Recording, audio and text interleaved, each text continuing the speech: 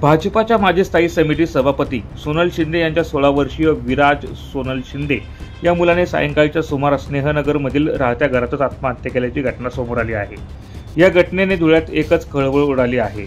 घटनेची माहिती मिळताच परिसरातील नागरिकांनी मोठ्या प्रमाणात शिंदे यांच्या घराजवळ गर्दी केली होती, तर अनेक राजकीय नेत्यांनी शिंदे यांच्याकडे धाव घेतली होती।